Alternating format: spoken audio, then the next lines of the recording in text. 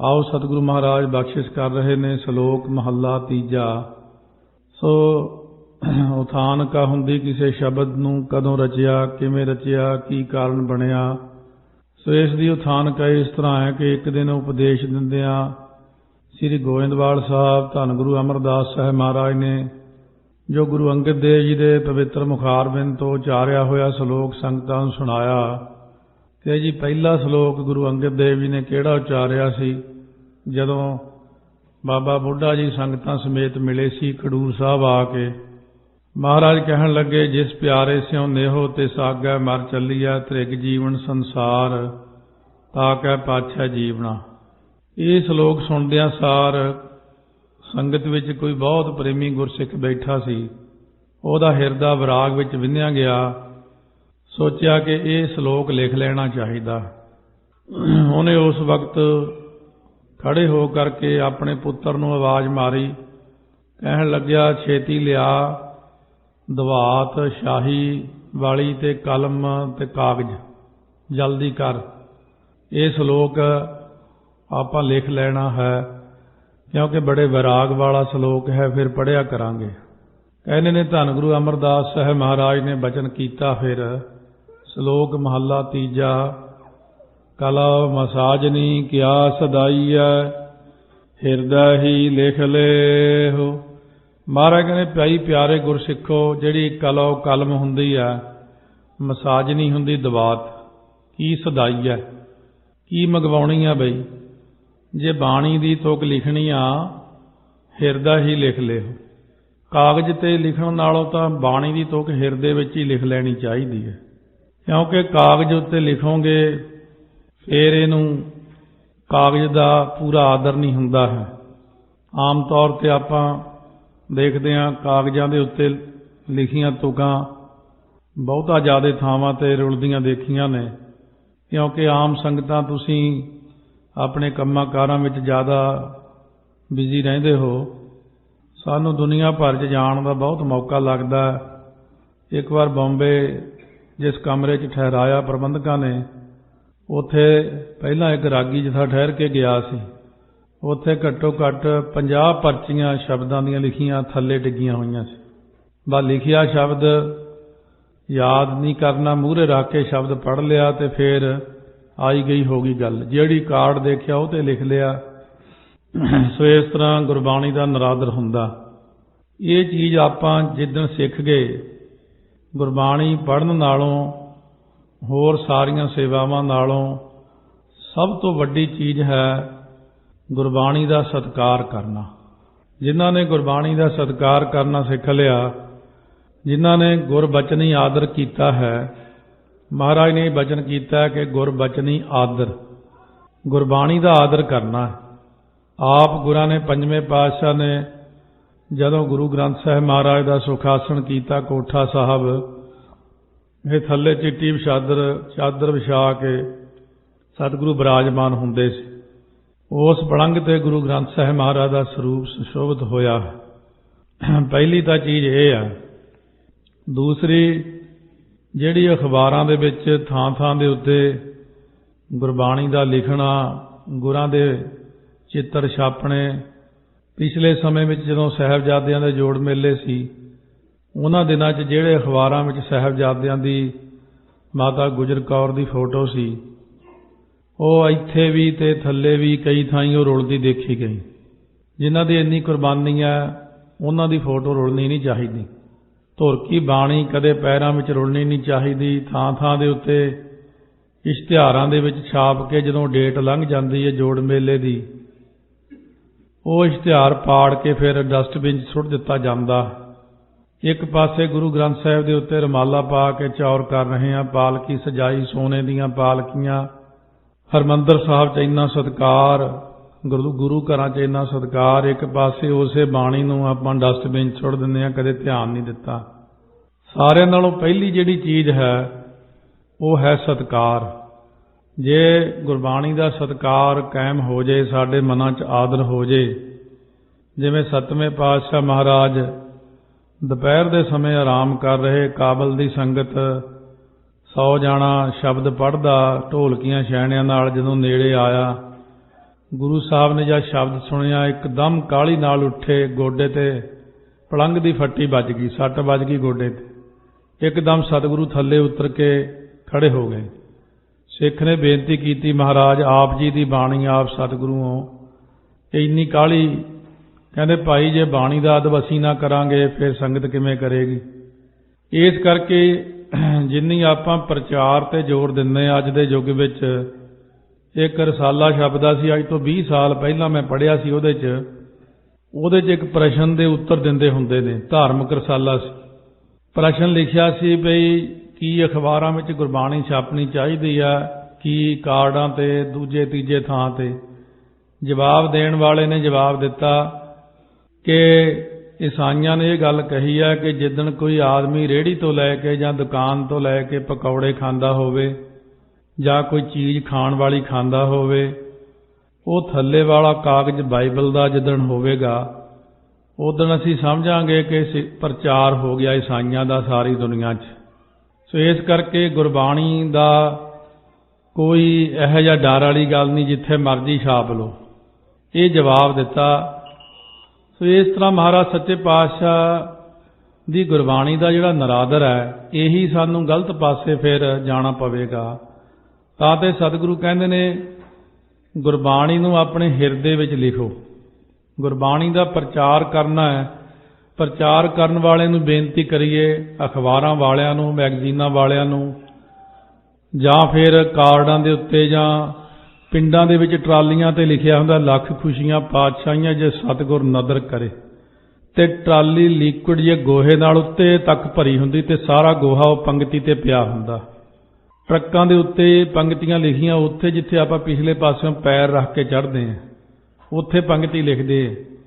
ਇਹ ਚੀਜ਼ ਵੱਡੀ ਆ ਕਿ ਆਪਾਂ ਅੱਜ ਇਕੱਠੇ ਹੋਏ ਹਾਂ ਸਾਰੀ ਦੁਨੀਆ 'ਚ ਵੀ ਆਪਣੀ ਆਵਾਜ਼ ਜਾ ਰਹੀ ਹੈ।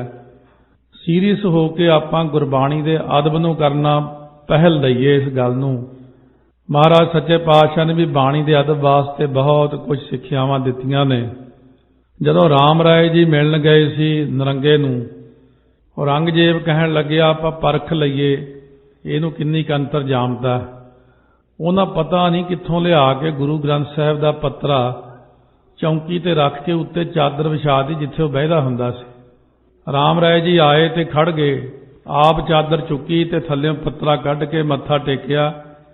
ਕਹਿਣ ਲੱਗਿਆ ਐਸਾ ਅੱਗੇ ਵਾਸਤੇ ਨਾ ਕਰਿਓ, ਤੁਸੀਂ ਮੇਰੇ ਕੋਲੋਂ ਮੇਰੇ ਗੁਰੂ ਦਾ ਹੀ ਨਰਾਦਰ ਕਰਾ ਰਹੇ ਹੋ। ਸੋ ਲੋਕੀ ਗੁਰਬਾਣੀ ਨੂੰ ਥੋੜ੍ਹਾ ਜਿਹਾ ਲੈਂਦੇ ਨੇ ਹੋਰ ਤਰ੍ਹਾਂ, ਆਪਾਂ ਨੇ ਲੈਣਾ ਬਾਣੀ ਨੂੰ ਇਸ ਤਰ੍ਹਾਂ ਕਿ ਪੜ੍ਹੋ ਸਾਰੇ ਬਾਣੀ ਗੁਰੂ ਗੁਰੂ ਹੈ ਬਾਣੀ, ਵਿੱਚ ਬਾਣੀ ਅੰਮ੍ਰਿਤ ਸਾਰੇ, ਗੁਰ ਬਾਣੀ ਕਹੈ ਸੇਵਕ ਜਨ ਮਾਨੈ, ਪ੍ਰਤੱਖ ਗੁਰੂ ਨਿਸਤਾਰੇ। ਆਪਾਂ ਜੇ ਦੇਖੀਏ ਵੀ ਕਈ ਚਲੋ ਇੱਕ ਓਂਕਾਰ ਹੀ ਲਿਖਿਆ, ਇਹਦਾ ਕੀ ਹੈ, ਇੱਕ ਅੱਖਰ ਲਿਖਿਆ। ਇੱਕ ਓਂਕਾਰ ਹੀ ਤਾਂ ਸਾਡਾ ਮਾਤਾ ਪਿਤਾ, ਉਹੀ ਤਾਂ ਸਾਡਾ ਪ੍ਰਤਪਾਲਕ ਆ, ਉਹੀ ਤਾਂ ਸ੍ਰਿਸ਼ਟੀ ਦੇ ਬਣਾਉਣ ਵਾਲਾ। ਇੱਕ ਓਂਕਾਰ ਦੇ ਆਸਰੇ ਤਾਂ ਆਪਾਂ ਸਾਰੇ ਜਣੇ ਚੱਲ ਰਹੇ ਹਾਂ। ਚਲੋ ਇੱਕ ਪੰਕਤੀ ਕਾਰਡ ਤੇ ਲਿਖਤੀ ਤਾਂ ਕੀ ਹੋ ਗਿਆ।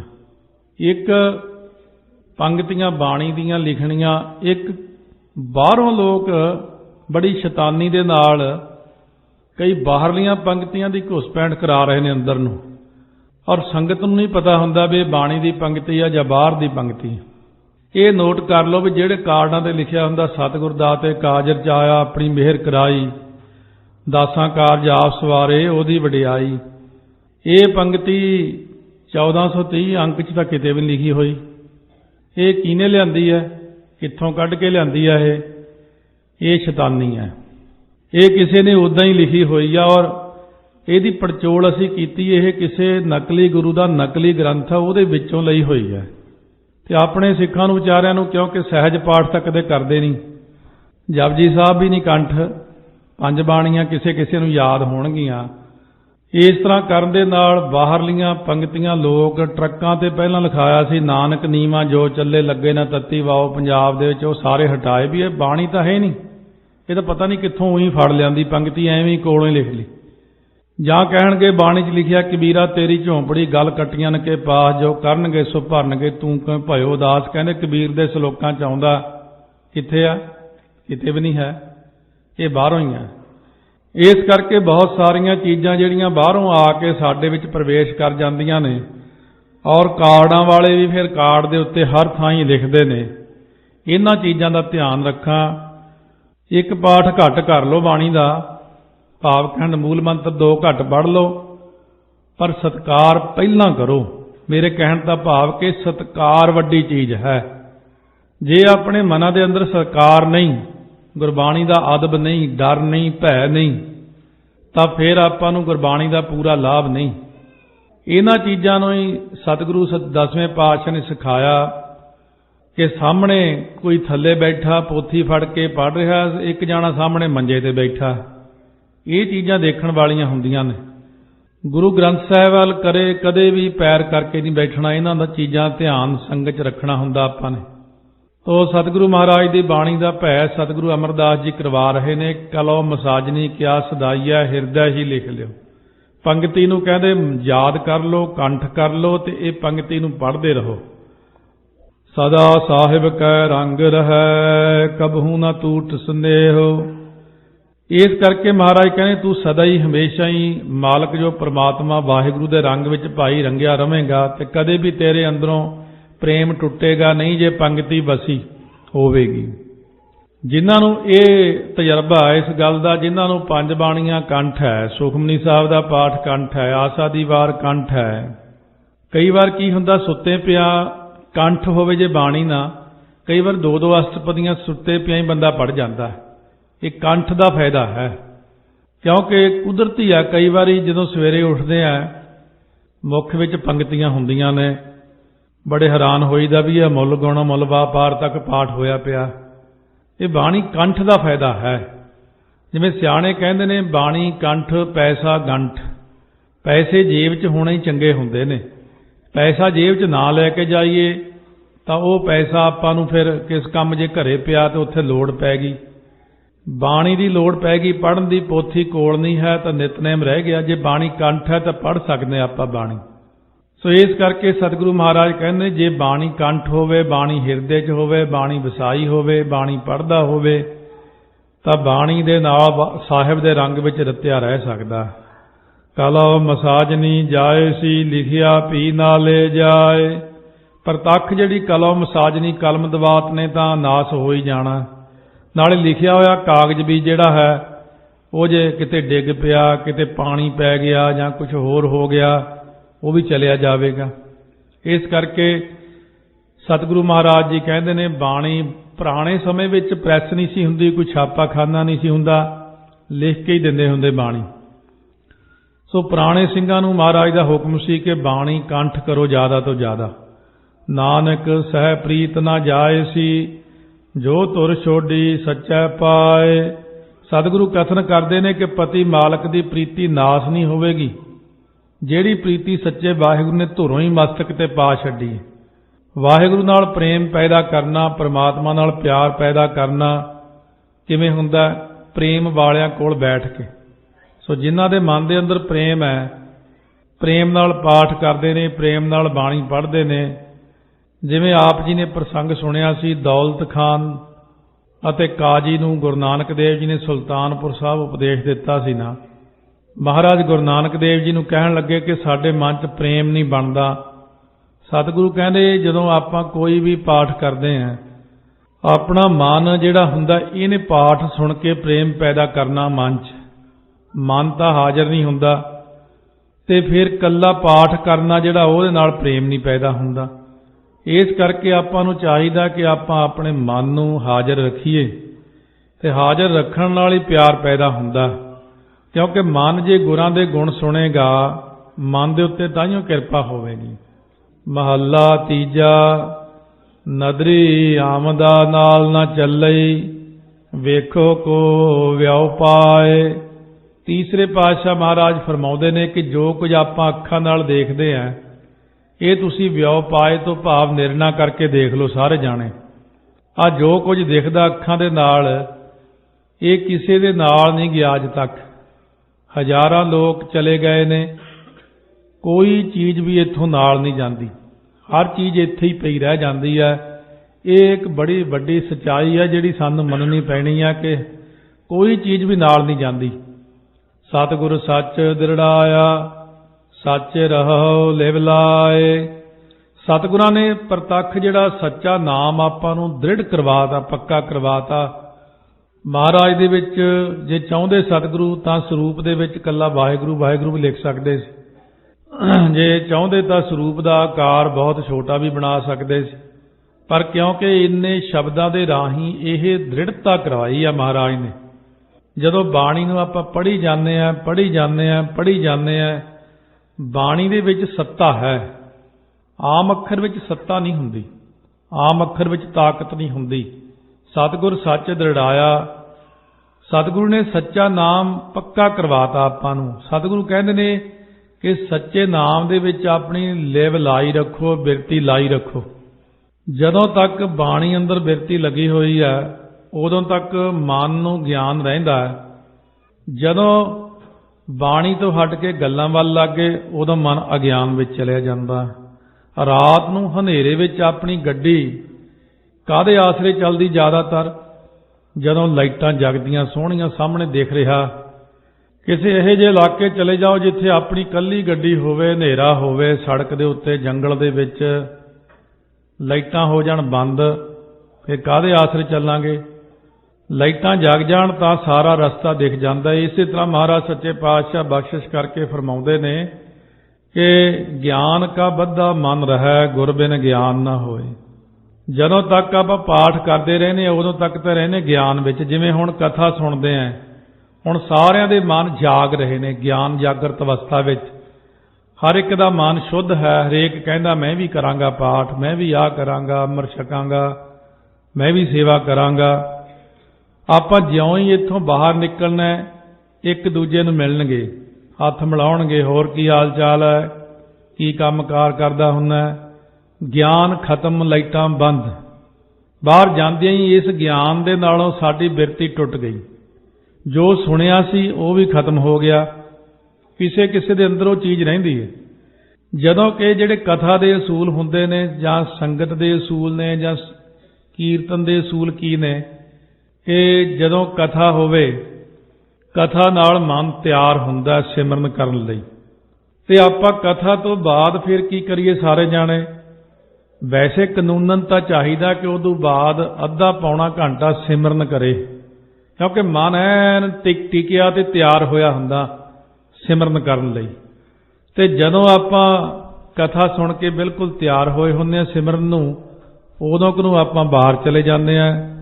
ਉਹ ਕੀਤੀ ਕਰਾਈ ਸਾਰੀ ਖਤਮ ਹੋ ਜਾਂਦੀ ਆ। ਉਦੋਂ ਮਨ ਦੇ ਅੰਦਰ ਕਿਸੇ ਕਿਸੇ ਦੇ ਉਹ ਚੀਜ਼ ਬੈਠ ਗਈ, ਉਹ ਚੁੱਪ ਕਰਕੇ ਪਰੇ ਨੂੰ ਜਾ ਕੇ ਸ਼ਬਦ ਦੀ ਵਿਚਾਰ ਨੂੰ ਫੇਰ ਵਾਚਦਾ ਦੁਬਾਰਾ ਕਿ ਅੱਜ ਮਹਾਰਾਜ ਨੇ ਸਾਨੂੰ ਕੀ ਕਿਹਾ। ਇਹ ਸਿਆਣੇ ਵਿਦਿਆਰਥੀ ਬਣ ਕੇ, ਗੁਰੂ ਕੇ ਸਿੱਖ ਬਣ ਕੇ ਇਹ ਗੱਲ ਦਾ ਹਮੇਸ਼ਾ ਧਿਆਨ ਰੱਖਣਾ ਆਪਾਂ ਨੇ ਕਿ ਅੱਜ ਜਿੰਨੀ ਕਥਾ ਸੁਣੀ ਹੈ ਇਹਦੇ ਉੱਤੇ ਦੁਬਾਰਾ ਵੀ ਵਿਚਾਰ ਕਰਨਾ ਕਿ ਅੱਜ ਮਹਾਰਾਜ ਦਾ ਕੀ ਹੁਕਮ ਹੋਇਆ ਹੈ।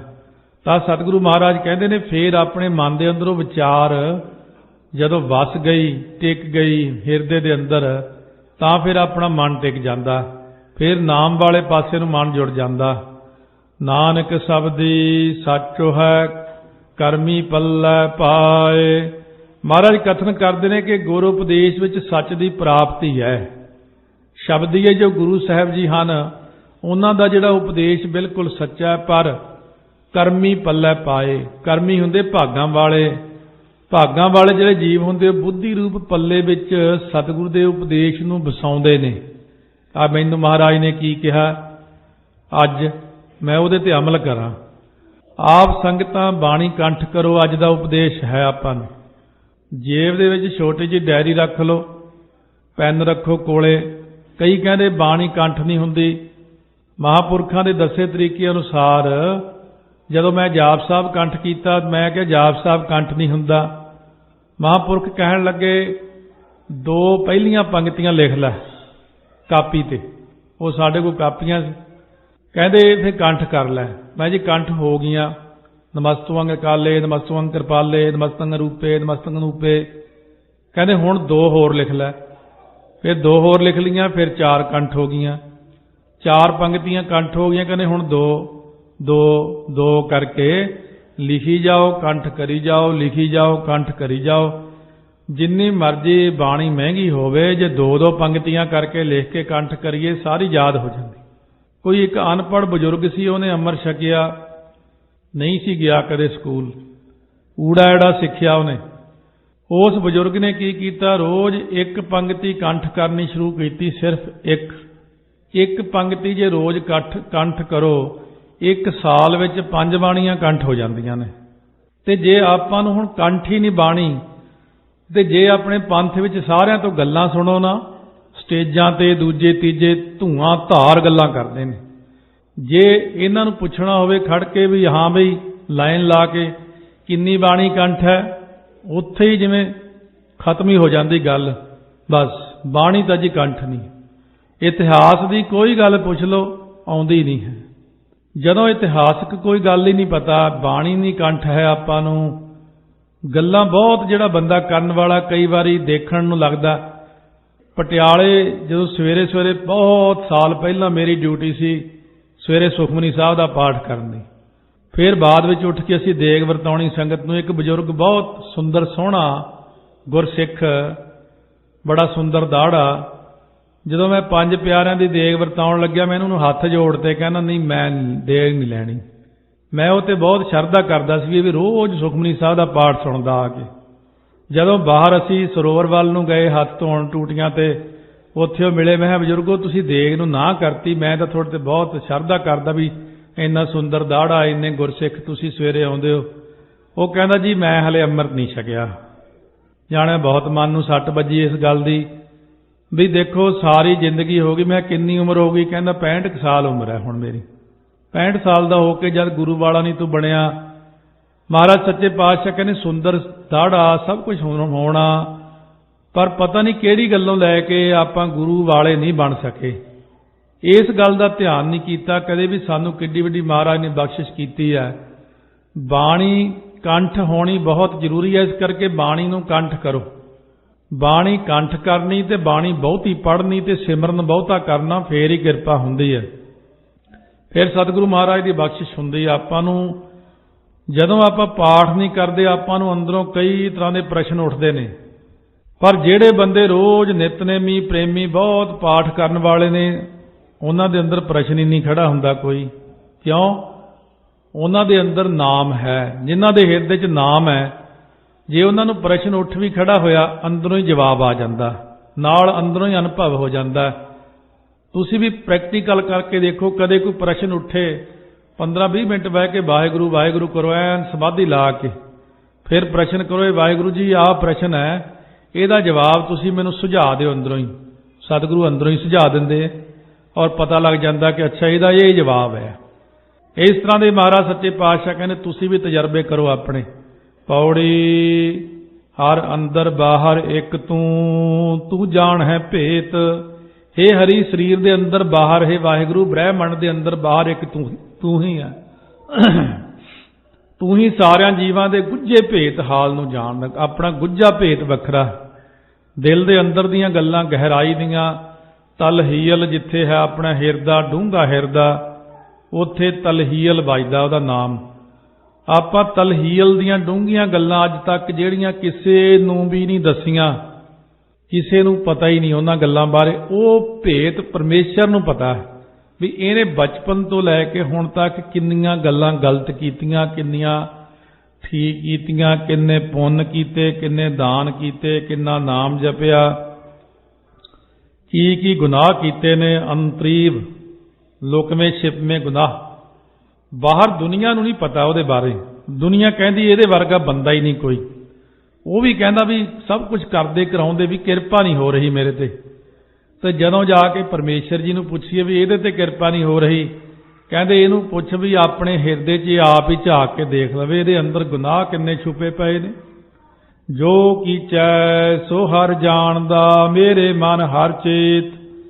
ਅਸੀਂ ਜੋ ਕੁਝ ਵੀ ਕਰਦੇ ਹਾਂ ਵਾਹਿਗੁਰੂ ਸਭ ਜਾਣਦਾ, ਇਸ ਲਈ ਮੇਰੇ ਮਨਾਂ ਤੂੰ ਵਾਹਿਗੁਰੂ ਵਾਹਿਗੁਰੂ ਕਰ। ਪਹਿਲਾਂ ਉਹਨਾਂ ਗੁਨਾਹਾਂ ਦੀ ਮਾਫੀ ਮੰਗ। ਔਰ ਇੱਕ ਗੱਲ ਦਾ ਖਿਆਲ ਰੱਖਿਓ, ਜਿੰਨੀ ਸੰਗਤ ਆਪਾਂ ਬੈਠੇ ਆ ਜਾਂ ਕਥਾ ਸੁਣਦੇ ਸਾਰੇ, ਕਦੇ ਮਨ 'ਚ ਇਹ ਨਾ ਲਿਆਇਓ ਬਈ ਜੇ ਭਾਈ ਜੀ ਅਰਦਾਸ ਕਰੂ ਜਾਂ ਹੋਰ ਕੋਈ ਅਰਦਾਸ ਕਰੂ, ਕਈ ਕਹਿਣਗੇ ਕੋਈ ਮਹਾਂਪੁਰਸ਼ ਅਰਦਾਸ ਕਰੂ। ਨਹੀਂ, ਗੁਰੂ ਗ੍ਰੰਥ ਸਾਹਿਬ ਲਈ ਸਾਰੇ ਇੱਕੋ ਹੀ ਆਪਾਂ। ਕਈ ਬੰਦੇ ਤਾਂ ਡਰਦੇ ਅਰਦਾਸ ਨਹੀਂ ਕਰਦੇ ਵੀ ਮੇਰੀ ਕਿਹੜਾ ਸੁਣਨੀ ਹੈ। ਤੁਸੀਂ ਕਰਕੇ ਤਾਂ ਦੇਖੋ, ਮਹਾਰਾਜ ਜੀ ਸਾਰਿਆਂ ਦੀ ਹੀ ਸੁਣਦੇ ਆ। ਸੱਚੇ ਪਾਤਸ਼ਾਹ ਬੱਚੇ ਦੀ ਵੀ ਸੁਣਦੇ ਆ, ਜਵਾਨ ਦੀ ਵੀ ਸੁਣਦੇ ਆ, ਬਜ਼ੁਰਗ ਦੀ ਵੀ ਸੁਣਦੇ ਆ।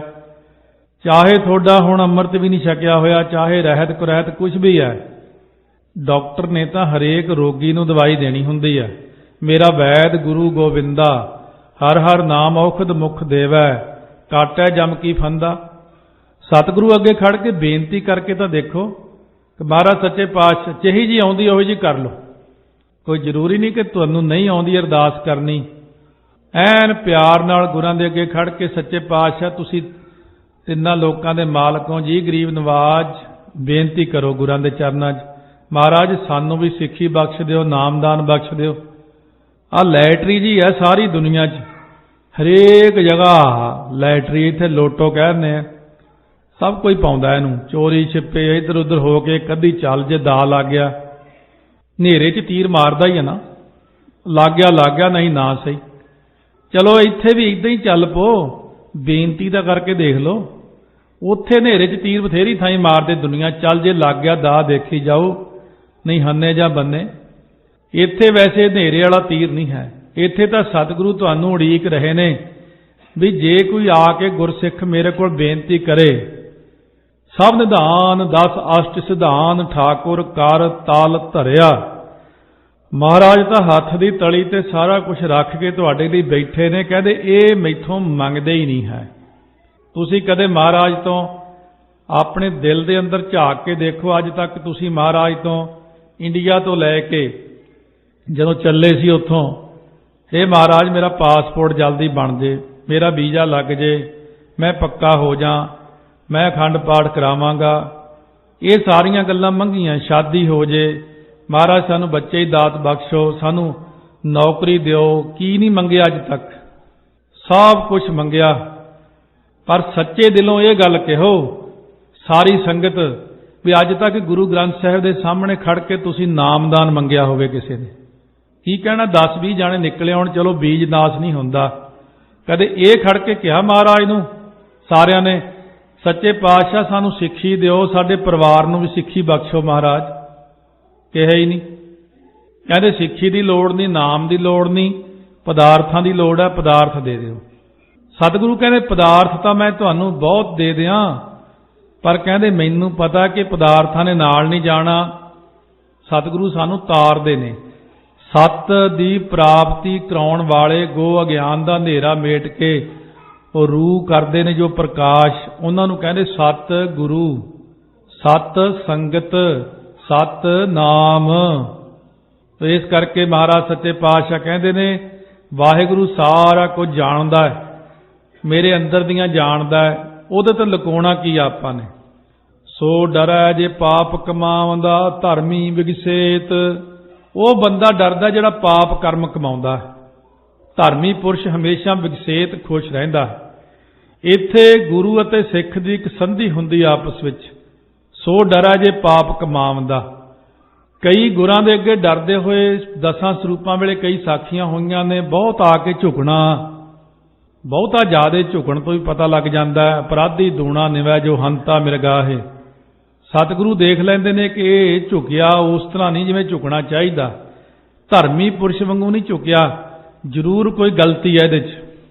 ਜਿਹੜਾ ਇੰਨਾ ਜ਼ਿਆਦਾ ਝੁਕਿਆ ਉਹ ਵੀ ਫੜਿਆ ਜਾਂਦਾ। 2 ਪ੍ਰਕਾਰ ਦੀ ਗੱਲ ਹੈ। ਚੇਤੋ ਮਸੰਦ 10ਵੇਂ ਪਾਤਸ਼ਾਹ ਵੇਲੇ ਬਹੁਤ ਆਪਣੇ ਆਪ ਨੂੰ ਸਮਝਦਾ ਜਿਹੜਾ ਕਿ ਮੈਂ ਬੜਾ ਗੁਰਸਿੱਖ, ਮੈਂ ਬੜਾ ਨੇੜੇ ਗੁਰਾਂ ਦੇ। ਇੱਕ ਸਿੱਖ ਨੇ ਉਹਨੂੰ 2 ਕੜੇ ਦਿੱਤੇ ਸੀ। ਸੋ ਉਹਨਾਂ ਦੇ ਵਿੱਚ ਹੀਰੇ ਜੜੇ ਹੋਏ ਸੀ, ਹਾਥੀ ਦੰਦ ਦੇ ਬਣੇ ਹੋਏ ਕੜੇ ਸੀ, ਬੜੇ ਵਧੀਆ।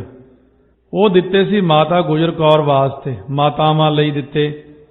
ਜਦੋਂ ਉਹ ਸਿੱਖ ਮੱਥਾ ਟੇਕਣ ਆਇਆ, ਆ ਕੇ ਬੇਨਤੀ ਕੀਤੀ, ਮਹਾਰਾਜ ਦਾਸ ਨੇ 2 ਕੜੇ ਭੇਜੇ ਸੀ ਮਾਤਾ ਜੀ ਵਾਸਤੇ, ਹੀਰੇ ਜੜੇ ਹੋਏ ਸੀ ਵਿੱਚ। ਸਤਿਗੁਰੂ ਖਜ਼ਾਨਚੀ ਨੂੰ ਕਹਿਣ ਲੱਗੇ ਕਿਉਂ ਬਈ ਹੀਰੇ ਜੜਤ ਕੜੇ ਆਏ ਆ? ਉਹਨੇ ਆਪਣੀ ਕਾਪੀ ਚੱਕੀ, ਬਹੀ ਖਾਤਾ, ਹਾਂ ਮਹਾਰਾਜ 1 ਕੜਾ ਆਇਆ ਹੋਇਆ ਹੈ। ਕਹਿੰਦੇ 1 ਕੜਾ ਫਿਰ ਕਿੱਥੇ ਆ? ਕਿਉਂਕਿ ਆ ਹੀ ਬੜੀ ਛੇਤੀ ਗਿਆ। ਉਸ ਵਕਤ ਚੇਤੋ ਨੂੰ ਦਿੱਤਾ ਸੀ ਜੀ। ਕਹਿੰਦੇ ਚੇਤੋ ਇੱਧਰ ਆ ਬਈ।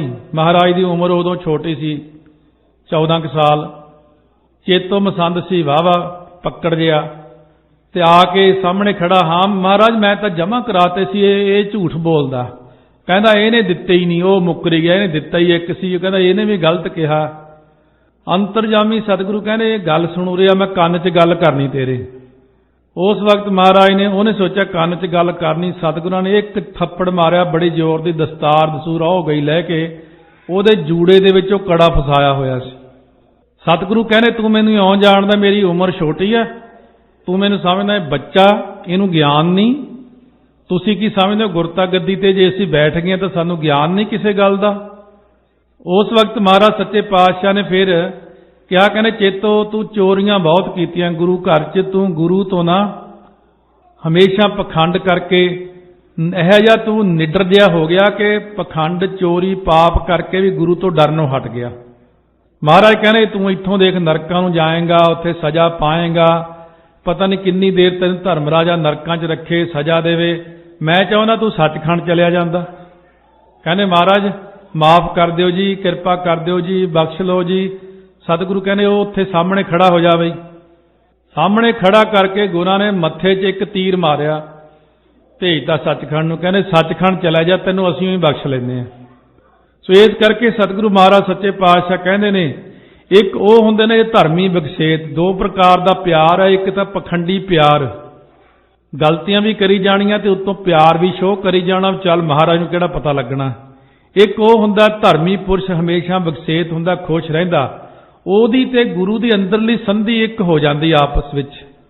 ਉਹ ਸਤਿਗੁਰੂ ਕੋਲ ਆ ਕੇ ਪਖੰਡ ਨਹੀਂ ਕਰਦਾ। ਮਹਾਰਾਜ ਵੀ ਜਾਣਦੇ ਨੇ ਕਿ ਇੱਕ ਮਿੱਕ ਹਾਂ ਅਸੀਂ ਦੋਵੇਂ ਜਾਣੇ। ਉਹਨੂੰ ਗੁਰੂ ਤੇ ਯਕੀਨ ਹੈ, ਗੁਰੂ ਨੂੰ ਸਿੱਖ ਤੇ ਭਰੋਸਾ ਹੈ। ਤੂੰ ਸੱਚਾ ਆਪ ਨਿਆਓ ਸੱਚ ਤਾਂ ਡਰੀਐ ਕੇਤ। ਹੇ ਵਾਹਿਗੁਰੂ ਤੂੰ ਆਪ ਸੱਚਾ, ਤੇਰਾ ਜਿਹੜਾ ਇਨਸਾਫ ਵੀ ਸੱਚਾ, ਤਾਂ ਫਿਰ ਕਾਹਦੇ ਲਈ ਡਰਨਾ ਹੈ? ਝੂਠਾ ਇਨਸਾਫ ਤਾਂ ਤੁਸੀਂ ਕਰਨਾ ਹੀ ਨਹੀਂ। ਪਰਮਾਤਮਾ ਵੱਲ ਜੇ ਆਪਾਂ ਨਿਗਾਹ ਮਾਰੀਏ, ਪਰਮਾਤਮਾ ਸੱਚ ਸੱਚ ਸੱਚ ਹੀ ਹੈ ਬਸ। ਪਰਮਾਤਮਾ ਵਾਹਿਗੁਰੂ ਅਕਾਲ ਪੁਰਖ ਸੱਚਖੰਡ ਵਸੈ ਨਿਰੰਕਾਰ ਤੇ ਬਿਰਾਜਮਾਨ ਸ੍ਰਿਸ਼ਟੀ ਦੇ ਅੰਦਰ ਵਿਆਪਕ ਵੀ ਨੇ। ਪਰਮਾਤਮਾ ਦਾ ਇਹ ਰੂਪ ਹੈ, ਜਿਵੇਂ ਸੂਰਜ ਅਸਮਾਨ ਵਿੱਚ ਵੀ ਦਿਖਦਾ ਤੇ ਸੂਰਜ ਵਿਆਪਕ, ਇਹਦੀ ਧੁੱਪ ਵਿਆਪਕ ਹੈ, ਲਾਈਟ। ਇਸੇ ਤਰ੍ਹਾਂ ਪਰਮਾਤਮਾ ਸੱਚਖੰਡ ਵਸੈ ਨਿਰੰਕਾਰ ਵੀ ਹੈ ਤੇ ਵਿਆਪਕ ਵੀ ਹੈ। ਤੇ ਪਰਮਾਤਮਾ ਹੀ ਸਤਿਗੁਰੂ ਦਾ ਰੂਪ ਧਾਰਨ ਕਰਕੇ ਸ੍ਰਿਸ਼ਟੀ ਦੇ ਉਪਦੇਸ਼ ਕਰਦੇ ਨੇ। ਸੋ ਮਹਾਰਾਜ ਅਕਾਲ ਪੁਰਖ ਤਿੰਨਾਂ ਲੋਕਾਂ ਦੇ ਰਾਜੇ ਨੇ, ਤਿੰਨਾਂ ਲੋਕਾਂ ਦੇ ਮਾਲਕ ਨੇ। ਉਹਨਾਂ ਦੇ ਫੈਸਲੇ ਨੂੰ ਕੋਈ ਬੰਦਾ ਬਦਲ ਨਹੀਂ ਸਕਦਾ। ਤੁਹਾਡਾ ਕਦੇ ਰੱਬ ਨਾਲ ਵਾਹ ਨਹੀਂ ਪਿਆ। ਰੱਬ ਨਾਲ ਥੋੜ੍ਹਾ ਵਾਹ ਪਾ ਕੇ ਦੇਖੋ ਆਪਣਾ। ਨਿਰੰਕਾਰ ਨੇ ਜਿਹੜਾ ਹੁਕਮ ਕਰਤਾ ਨਾ, ਤੁਸੀਂ ਟਿੱਲ ਲਾ ਲਓ ਨਹੀਂ ਬਦਲਣਾ, ਜ਼ੋਰ ਲਾ ਲਓ ਜਿੰਨਾ ਮਰਜ਼ੀ। ਉਹ ਫਿਰ ਕਿਵੇਂ ਬਦਲੀਏ ਜਾਂ ਉੱਥੋਂ ਕਿਵੇਂ ਹੋਈ ਕਿਰਪਾ ਹੋਵੇਗੀ? ਉਹ ਫਿਰ ਸਤਿਗੁਰੂ ਅੱਗੇ ਹੈਗੇ ਆ। ਸਰਗੁਣ ਰੂਪ ਧਾਰਿਆ ਜਿਹੜਾ ਮਹਾਰਾਜ ਕਹਿੰਦੇ ਨੇ ਗੁਰੂ ਗ੍ਰੰਥ ਸਾਹਿਬ ਵਿੱਚ ਹੀ ਇਹ ਪਹਿਲਾਂ ਵੀ ਆ ਚੁੱਕੀ ਪੰਕਤੀ ਕਿ ਜਿਹੜੇ ਬੰਦੇ ਦੇ ਭਾਗ ਮਾੜੇ ਨੇ ਜਾਂ ਗਲਤੀਆਂ ਕੀਤੀਆਂ ਹੋਈਆਂ ਨੇ, ਬਹੁਤ ਸਾਰੀਆਂ ਐਸੀਆਂ ਗੱਲਾਂ ਜਿਹੜੀਆਂ ਅਕਾਲ ਪੁਰਖ ਨੇ ਹੁਣ ਉਹਦੇ ਮਸਤਕ ਤੇ ਲੇਖ ਪਾ ਹੀ ਦਿੱਤਾ, ਪਰ ਉਹਦਾ ਇੱਕ ਕੋਈ ਚੰਗਾ ਹੈ ਜਾਂ ਕਰਮ ਆ ਗਿਆ ਸਾਹਮਣੇ ਕਿ ਉਹ ਸਤਿਗੁਰੂ ਦੇ ਸਾਹਮਣੇ ਆ ਕੇ ਮੱਥਾ ਟੇਕ ਕੇ ਖੜਾ ਹੋ ਕੇ ਬੇਨਤੀ ਕਰਨ ਲੱਗਿਆ, ਮਹਾਰਾਜ ਮੈਨੂੰ ਪਾਪੀ ਨੂੰ ਵੀ ਬਖਸ਼ ਲਓ ਸੱਚੇ ਪਾਤਸ਼ਾਹ। ਸਤਿਗੁਰੂ ਕਹਿੰਦੇ ਤੇਰੇ ਬਖਸ਼ਣ ਦਾ ਇੱਕੋ ਹੀ ਤਰੀਕਾ ਹੈ, ਤੂੰ ਨਾ ਸੰਗਤ ਦੀ ਸੇਵਾ ਕਰਨ ਲੱਗ ਜਾ ਬਸ। ਜੇ ਤੂੰ ਸੰਗਤ ਦੀ ਸੇਵਾ ਕਰਨ ਲੱਗ ਪਿਆ, ਜੇ ਤੂੰ ਗੁਰੂ ਗ੍ਰੰਥ ਸਾਹਿਬ ਦੀ ਸੇਵਾ ਕਰਨ ਲੱਗ ਪਿਆ, ਸਤਿਗੁਰੂ ਜੀ ਸੇਵਾ ਵਿੱਚ ਲਾ ਕੇ ਬਖਸ਼ ਲੈਂਦੇ ਨੇ। ਕੁੱਕੂ ਕਰਾਂਗੇ ਤਾਈਓ ਬਖਸ਼ੇ ਜਾਵਾਂਗੇ ਨਾ। ਜਿੰਨੀਆਂ ਮਰਜ਼ੀ ਗਲਤੀਆਂ ਨੇ, ਪਰ ਜੇ ਸੇਵਾ ਕਰਦੇ ਆ, ਸੇਵਾ ਬਾਕੀ ਗਲਤੀਆਂ ਪਹਿਲਾਂ ਜਿਹੜੀਆਂ ਕੀਤੀਆਂ ਜੋ ਹੋ ਗਈਆਂ ਸੋ ਹੋ ਗਈਆਂ, ਅੱਗੇ ਵਾਸਤੇ ਸਾਵਧਾਨੀ ਵਰਤੀਏ, ਗਲਤੀ ਨਾ ਕਰੀਏ, ਗੁਰੂ ਸਾਹਿਬ ਦੀ ਸੇਵਾ ਵਿੱਚ ਲੱਗ ਜਾਈਏ ਤਾਂ ਸਤਿਗੁਰੂ ਜੀ ਸਭ ਬਖਸ਼ ਲੈਂਦੇ ਨੇ।